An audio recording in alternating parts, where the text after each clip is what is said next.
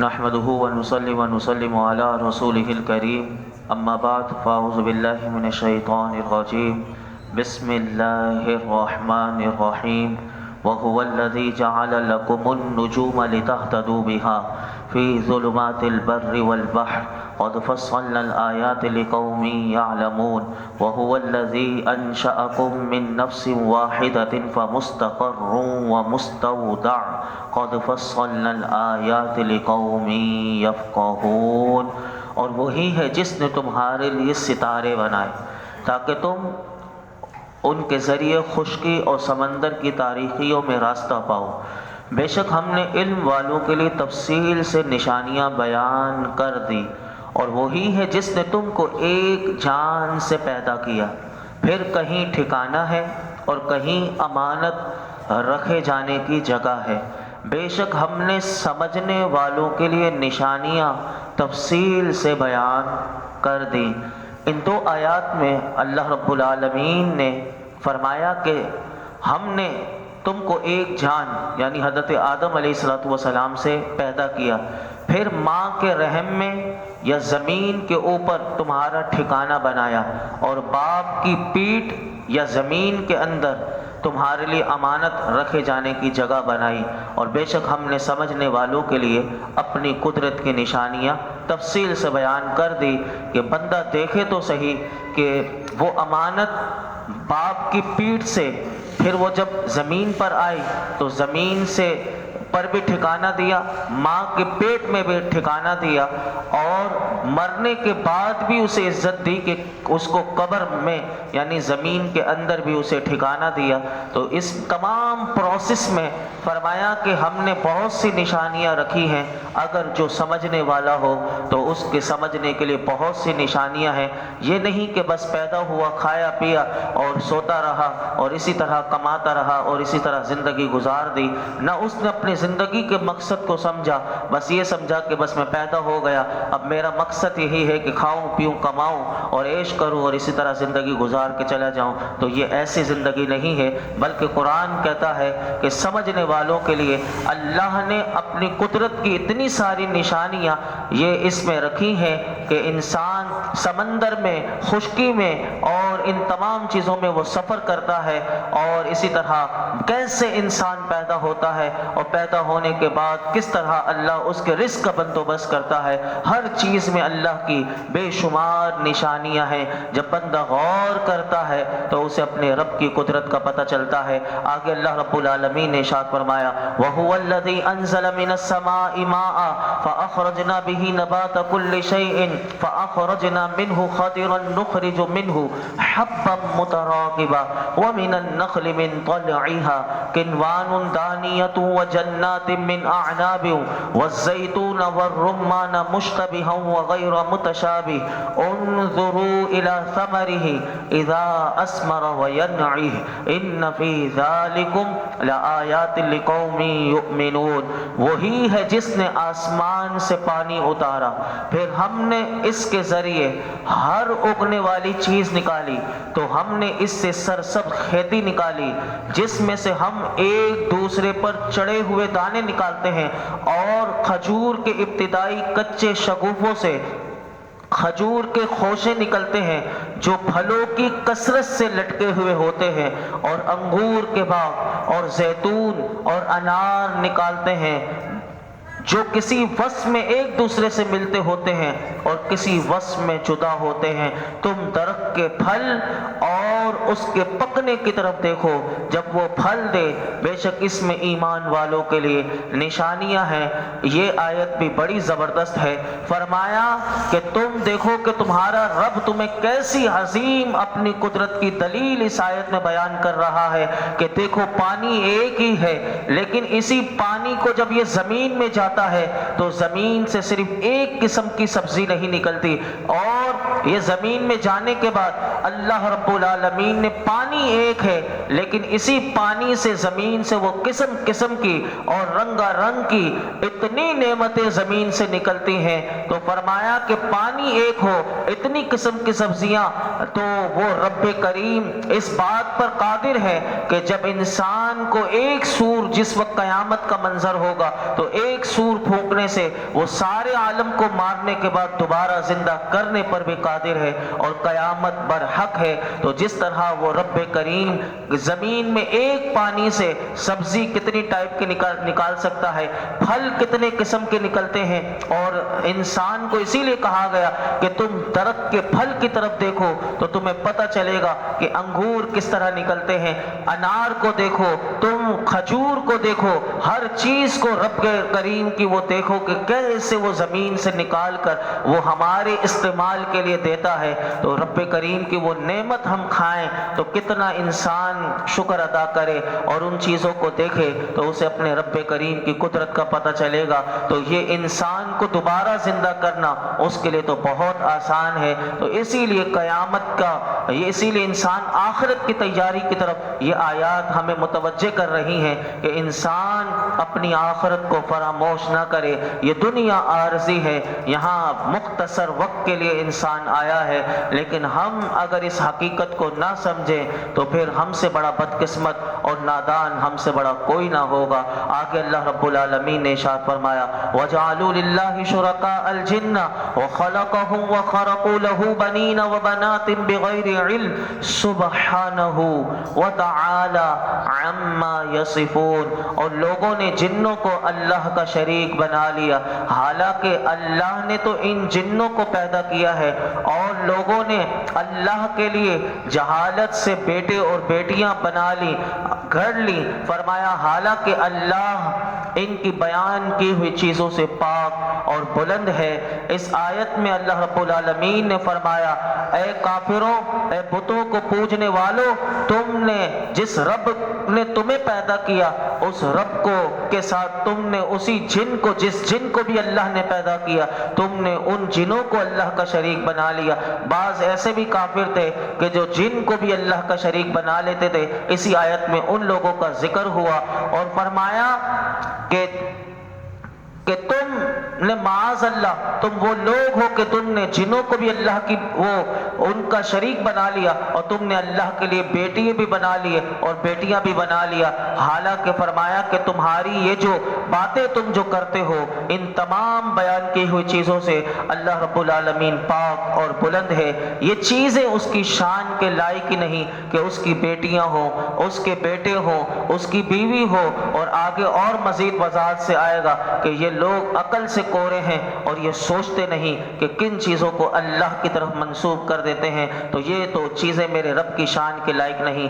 آگے فرمایا بدیع السماوات والارض انا یکون له ولد ولم تکن له صاحبہ وخلق كل شیء وهو بكل شیء علیم ذلکم اللہ ربکم لا الہ الا هو خالق كل شیء فاعبدوه وهو على كل شیء وکیل۔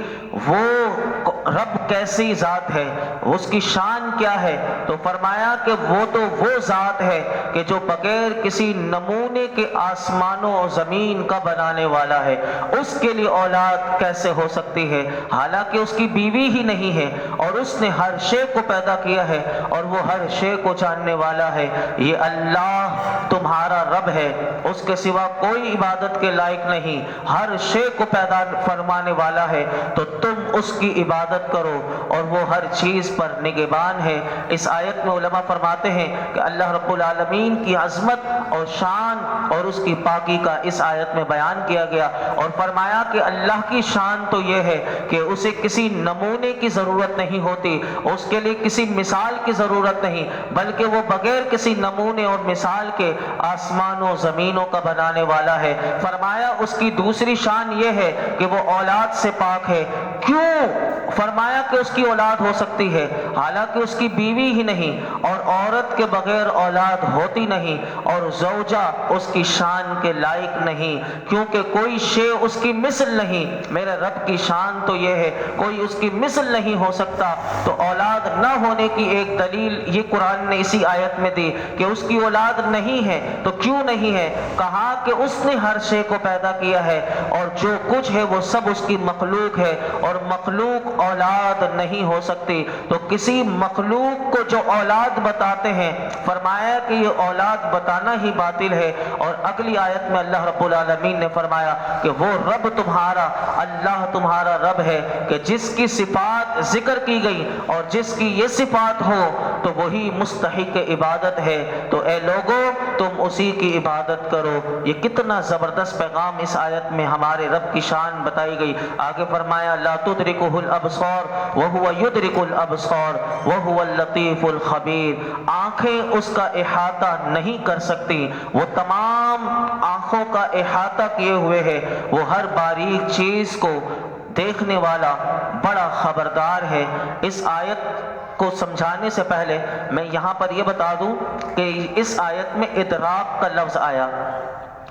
معتزلہ فرقہ جو ہے اور جو گمراہ فرقے، خارجی فرقے، وہ اس بات کو نہ سمجھ سکے، اور وہ یہ ادراک اور رؤیت، دیکھنا اور ادراک، اس میں فرق نہ کر سکے۔ فرق کیا ہے؟ تو اسی لیے وہ اس گمراہی میں مبتلا ہوئے کہ انہوں نے یہ کہا کہ اللہ کا دیدار ناممکن ہے۔ یہ ان کا غلط عقیدہ ہے۔ یاد رکھیے کہ علماء نے کہا، حضرت سعید بن مسیب اور حضرت عبداللہ بن عباس رضی اللہ عنہما اور جمہور مفسرین ادراک کی تفسیر جو کرتے ہیں وہ احاطے سے کرتے ہیں، اور احاطہ اسی چیز کا ہو سکتا ہے کہ جس کی حدیں اور جہتیں ہوں، اور اللہ رب العالمین کے لیے حد اور جہات محال ہے، تو اس کا ادراک اور احاطہ کرنا ممکن نہیں، اور یہی اہل سنت کا مذہب ہے۔ لیکن یاد رکھیے گا کہ اس آیت میں یہ جو بتایا گیا کہ اللہ رب العالمین کا، ہم سب کا، اہل سنت کا عقیدہ یہ ہے کہ آخرت میں مومنوں کو اللہ کا دیدار ہوگا۔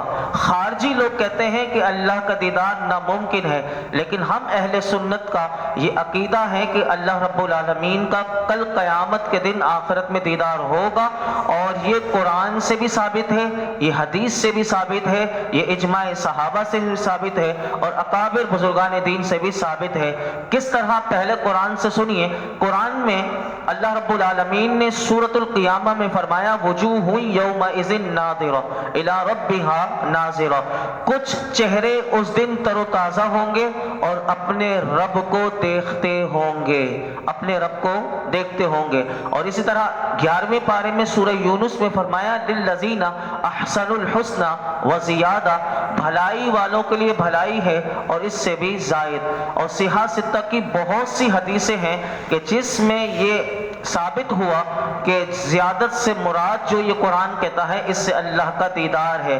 آئیے، یہ جو حضرت موسیٰ علیہ السلام نے اللہ کی بارگاہ میں کہا تھا ربی ارینی انظر الیک، اے اللہ میں تجھے دیکھنا چاہتا ہوں، تو مجھے اپنا دیدار کروا، تو اس پر انہیں جواب ملا تھا لن ترانی، اے موسیٰ تو مجھے ہرگز نہ دیکھ سکے گا۔ علماء نے کہا اس آیت میں اللہ رب العالمین نے یہ نہیں فرمایا کہ میرا دیدار کرنا ناممکن ہے، میرا دیدار کرنا ناممکن ہے، بلکہ حضرت موسیٰ علیہ السلام عارف باللہ، یعنی سب سے زیادہ اللہ کو پہچاننے والے تھے۔